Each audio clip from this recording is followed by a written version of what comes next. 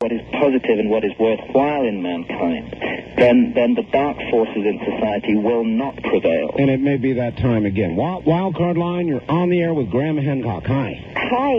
Hi, Graham. Hi. And Art, and thank you so much for the show. Sure, where are you?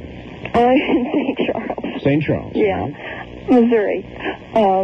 I'm listening to you, Graham. I'm thinking of what Egypt was. We're told Egypt was like. I'm seeing slavery. I'm seeing Pharaoh. Banish those images from your mind. And I'm also seeing our dollar with the pyramid. I don't know if it still has a pyramid. It does still have a pyramid on it. Slavery. I'm still seeing, even in our Don't see those things. There is no evidence of slavery in Egypt. There were one or two aberrant pharaohs who may have been involved in a small-scale manner in slavery, but the notion that Egypt was a society that enslaved others is totally false. There is absolutely no evidence whatsoever of slavery in Old Kingdom Egypt. Too many movies. It's too many movies. You're looking at this is the nonsensical propaganda of Hollywood. We keep seeing these images of the pyramids being built by slaves. Anybody who has studied the pyramids closely will tell you it's impossible. This was not done by slaves. One more question? Yes. I don't have the name right, but it was around the 1st century. Apollonius. It's like Apollonius of Rhodes. Very wise. Perhaps the Christ figure changed after Constantine got his hands on it. Yes. You've heard of this person? Well, I know that Constantine and the jack-booted involvement of the Roman Empire in Christianity was the worst thing that ever happened to this otherwise beautiful religion. And there was this one man that people remembered, but not Christ. They didn't remember Christ, but they really did remember him. He really is in history. Apollonius. I don't know if I'm saying that does not ring a bell with me. All right.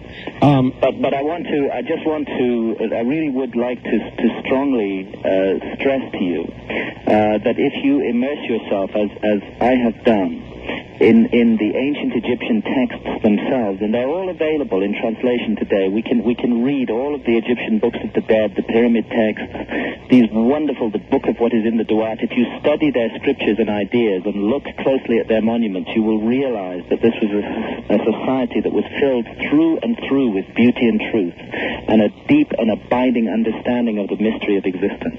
East of the Rockies, you're on the air with Graham Hancock. Good morning. Yes. Hi. Hello, where are you? Indiana. Okay, go ahead. Did you ever see inside any of the pyramids the carvings of a pharaoh inside of a spaceship, working the controls of a spaceship? There are no carvings or inscriptions in any of the 3 great pyramids of Egypt. The only place where I have seen carvings which look a bit like somebody operating some kind of technological device, may or may not be a spaceship, could be a telescope, could be any kind of device, but it certainly doesn't fit with the historical picture, is in Central America, notably in Mexico and in the Olmec area of Mexico, and in the Maya, some of the Maya monuments such as Palenque, and in the Olmec area along from La Venta through Villahermosa in Mexico. You can find artifacts, carvings, very old, from the oldest strata that do appear to be people manipulating some kind of technical device. All right, well, let me follow up. Mr. Hancock has set my mind on fire with his latest assertion of the pyramids being some sort of spiritual alarm clock. Please ask him about the Mayans and their pyramids. Could they be of the same design? Ever since I've been a child, I was fascinated by pyramids, but when I learned about the Mayan culture and civilization, became obsessed, reading everything I could, trying to understand about them, so it captures my imagination. Could these be of the same genre? Yes, I think they are of the same genre. I go into this issue in depth in my previous book, Fingerprints of the Gods, which is available in paperback recently, by the way.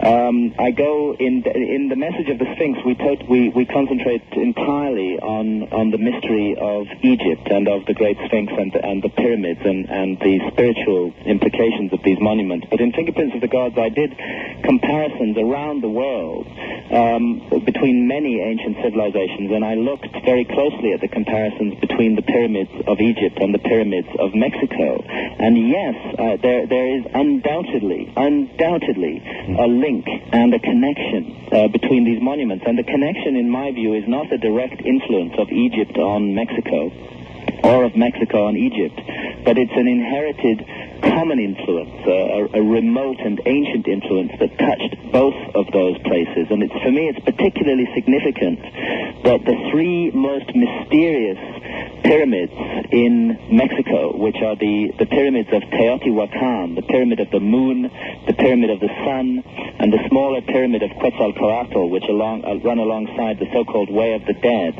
in the city of Teotihuacan, just north of Mexico City. Teotihuacan is a very mysterious place.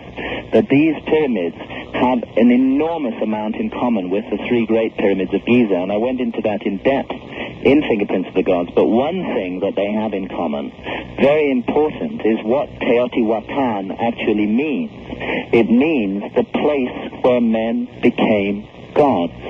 That there is an ancient tradition attaching to these extraordinary Mexican pyramids which suggests that they were in some way involved in the spiritualization of mankind, in the recognition or the realization of the immortal part of our nature.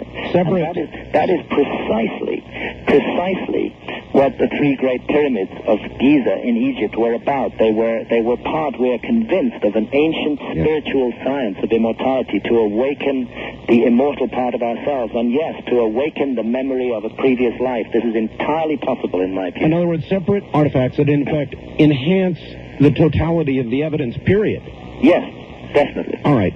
It is said that at one time, the surfaces of the Great Pyramid were covered with smooth, polished stone with a mirror-like finish. Have you discovered the quarry, which was the source of the stone, and what happened to the stones? Also, what is the relationship between the capstone mentioned in the Bible and the capstone of the Great Pyramid?